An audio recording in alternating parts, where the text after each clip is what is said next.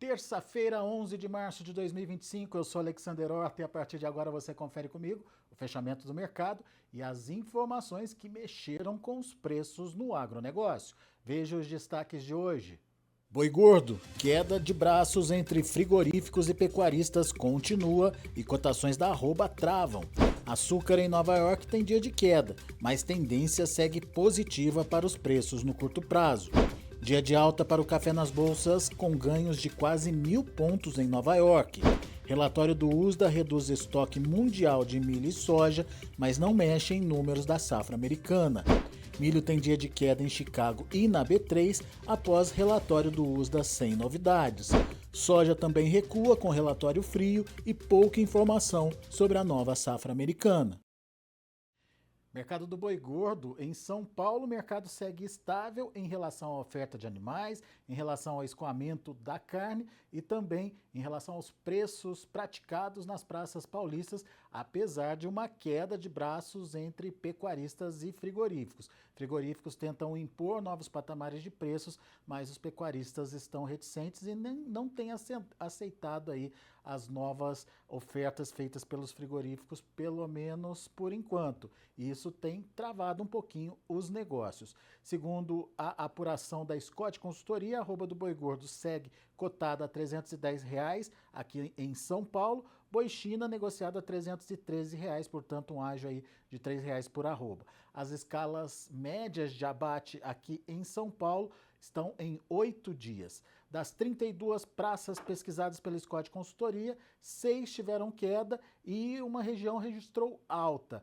Foi a região lá de Pelotas, no Rio Grande do Sul. Por lá os negócios acontecem em quilos e o boi gordo subiu para R$ 11,15, segundo a apuração da Scott Consultoria. Vamos ver outras praças também que tiveram modificação nas cotações. Destaques aí para Goiânia, lá em Goiás, R$ 280 reais por arroba.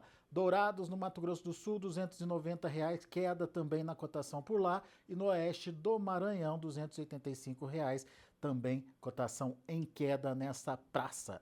Já as exportações na semana passada foram fortes, totalizando mais de 60 mil toneladas de carne in natura.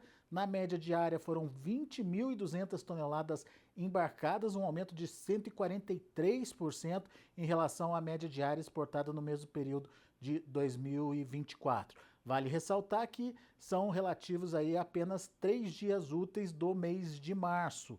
O preço médio da tonelada ficou em $4.900, alta de 7,7% na comparação ano a ano. Esse movimento ontem acabou animando o mercado na B3, mas hoje as cotações voltaram a ser influenciadas pelo mercado físico. Vale lembrar que as cotações na B3 estão tentando se sustentar aí acima dos R$ 300 reais por arroba. Vamos ver como encerraram hoje os negócios lá na B3. Olha aí, queda para março de 0,78% a R$ 305,05. O abril ficou ali nos R$ 300, uma queda de 1,38%, maio 1,47%, uma queda de R$ 301,10. E no boletim do mercado do boi gordo dessa terça-feira eu conversei com o Thiago Bernardino de Carvalho, pesquisador lá do CPEA. Ele explicou para a gente por que os frigoríficos estão intensificando aí a pressão sobre os preços da arroba. Entre outros fatores, destaque aí para a queda mais acentuada do preço da carcaça casada em comparação com o preço da arroba do boi gordo. Conheça os números nessa conversa que eu tive com o Thiago Bernardino. O boi gordo, comparando então janeiro, pensando janeiro desse ano, média, indicador CPEA, Exalc, 324,95 em janeiro, agora até dados de dia 10 de março, 310,95. Então eu tenho uma queda de 4,31% para o boi gordo, para a arroba do boi gordo aqui em São Paulo. Quando eu olho para a carne, pensando no atacado de São Paulo, mesma situação, média de janeiro, R$ 23,20 o quilo, janeiro, e em março, R$ 21,88 até o dia de ontem. Então eu tenho uma redução de 5,68% frente a queda de 4,31 do boi gordo. Então é isso que vem ocorrendo nesse mercado. E aí, só para complementar, o mercado externo, a carne exportada, média Brasil, 4 dólares e 82 centavos o quilo, né, os cents, em janeiro, recuou para 4,79 dólares o quilo. Então, uma queda de 0,7, média Brasil. Se eu olhar a China comprou ou pagou a carne brasileira, em média, 4 dólares e 92 o quilo em janeiro, frente aí em fevereiro a 4 dólares e 83, uma redução de 1,9%.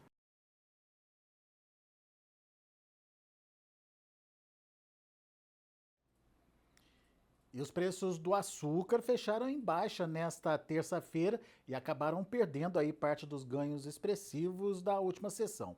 Segundo o Barchart, os preços recuaram por conta de uma preocupação do mercado com a demanda, que está um pouco mais fraca. Mas vale lembrar que uma reportagem da Reuters destacou que a produção de açúcar lá na Índia deve ficar abaixo do consumo pela primeira vez em 8 anos. Essa produção menor do que era prevista e a entre-safra aqui no Brasil podem dar sustentação para as cotações do açúcar, pelo menos nesse curto prazo. Vamos ver as cotações então, olhando para Nova York. Nova York teve um dia de queda, março 18,67 centavos de dólar por libra-peso, 18 pontos de baixa, o maio 18,41, queda de 17 pontos, e o julho 18,50 centavos de dólar por libra-peso, uma queda aí de 15 pontos.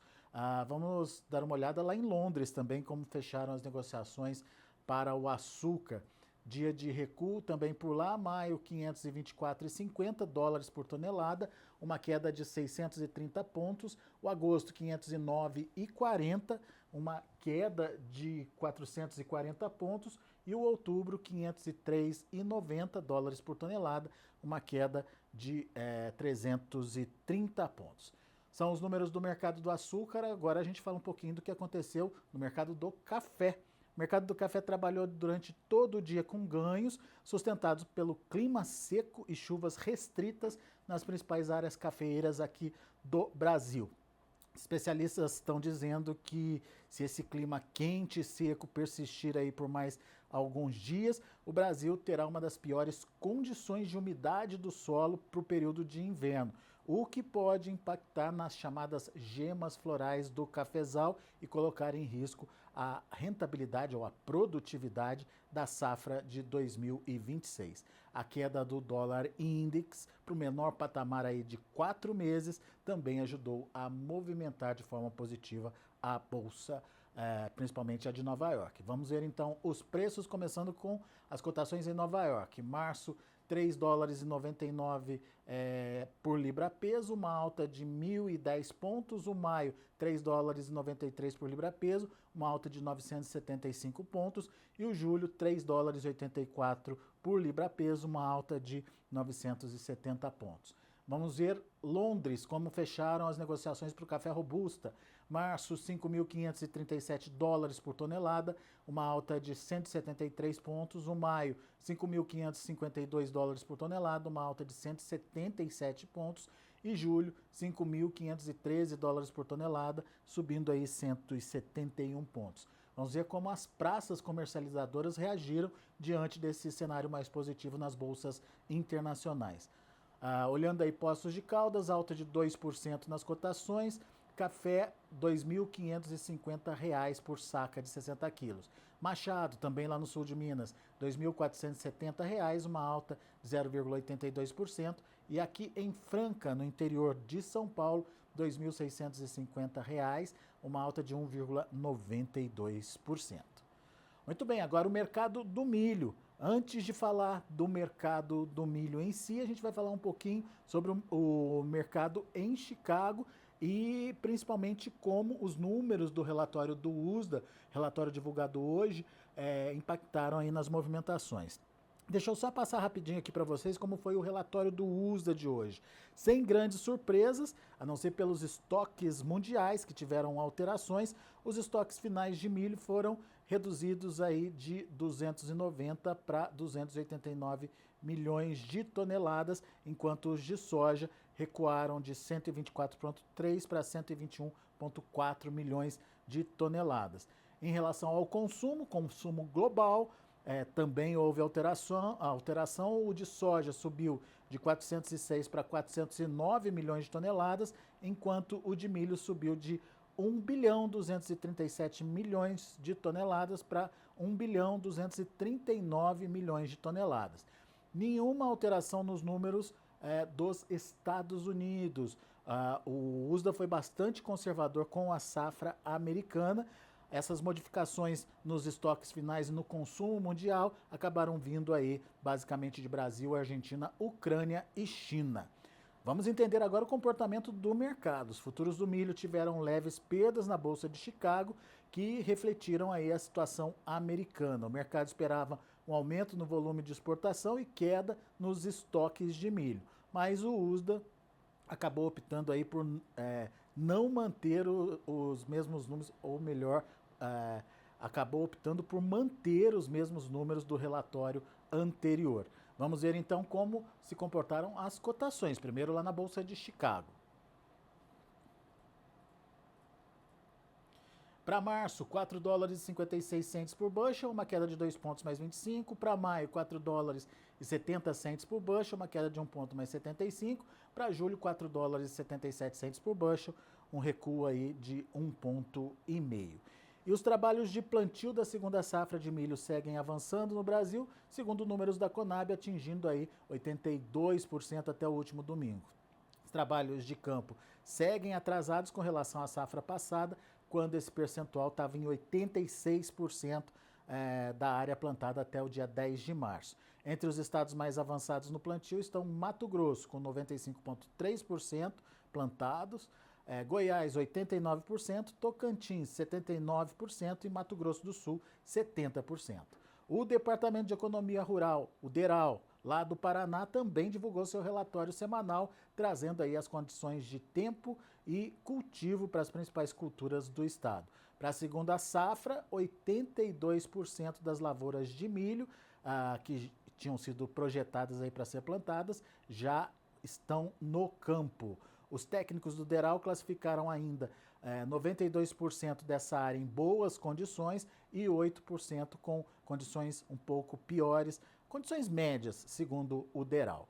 O IMEA, o Instituto Mato Grossense de Economia Agropecuária, divulgou relatório sobre a comercialização de milho lá naquele estado. Segundo o Instituto, a temporada atual, que ainda está sendo plantada, teve um avanço na comercialização no último mês e chegou aí a 37,5% da produção prevista para esse ano. Na B3, um dólar mais fraco ante o real e Chicago levemente negativo acabaram puxando aí o milho brasileiro para baixo. Vamos ver os preços lá na B3 então, de olho na tela, você acompanha comigo. Março, R$ 87,60, queda de 0,34%. Maio caiu até um pouco mais forte, 2,78% a R$ 79,72. E o julho, R$ 71,90, uma queda de 3,03%. No entanto, os analistas da Agrinvest alertam para o mercado firme no curto prazo, com a oferta de milho-verão demorando para chegar, enquanto o plantio e o desenvolvimento da safrinha vem apresentando problemas em várias regiões produtoras. Em Paracatu, lá em Minas Gerais, o produtor rural João Luiz Pinton conta que já são 35 dias sem chuvas e as perdas do potencial produtivo já começam a aparecer na lavoura por lá. Vamos às informações do João Luiz Pinton. Eu acabei até meu plantio de safrinha, fechei dia 5 de fevereiro, fechei meu último plantio de safrinha aqui. Então, eu estou com 30 e poucos dias e faz exatamente 35 dias que não tem uma gota de chuva. Meu milho já está torcendo a folha tudo, está numa situação que agora só chovendo para a gente ver a perca que foi, viu? Mas a gente já consegue afirmar que o potencial produtivo já foi afetado, né? Com certeza, eu te falo que 20% já está afetado nesse milho. E além do restante da safrinha do pessoal que ia plantar safrinha e deixou de plantar porque não tem condições, né? Vai 35 dias sem chuva, não estão plantando. Esse pessoal aqui, vizinhos aqui que ia plantar milho, estão devolvendo milho e mudando, migrando para o sorgo, porque já saiu fora da janela. Aqui, dia 15, já encerra a nossa janela de safrinha também, que já daqui 5 dias. E a previsão é só depois do dia 15 aqui, alguma coisa de chuva. Então tá bem complicado para nossa região aqui o esquema safrinha, viu? E agora a soja. Os preços da soja fecharam o dia com leves baixas na Bolsa de Chicago, depois de um relatório frio vindo lá do USDA. Os números mostraram manutenção dos estoques finais americanos. Os dados vieram muito alinhados com a expectativa dos traders e por isso a movimentação praticamente lateral das cotações no dia de hoje. No paralelo, foco ainda sobre os desdobramentos da guerra comercial, com uma nova declaração de Donald Trump sobre tarifas maiores para o Canadá, mantendo os mercados muito tensionados. Apesar de não ter nada a ver com os produtos da agropecuária, ainda assim a gente teve aí uma sinalização de aumento das tarifações sobre o Canadá e vamos esperar para ver quais serão as contrapartidas, as contrapropostas aí trazidas pelo Canadá. Vamos às cotações da soja lá na Bolsa de Chicago. Você acompanha comigo março recuando 2 pontinhos a 9 dólares e 97 cents por bushel.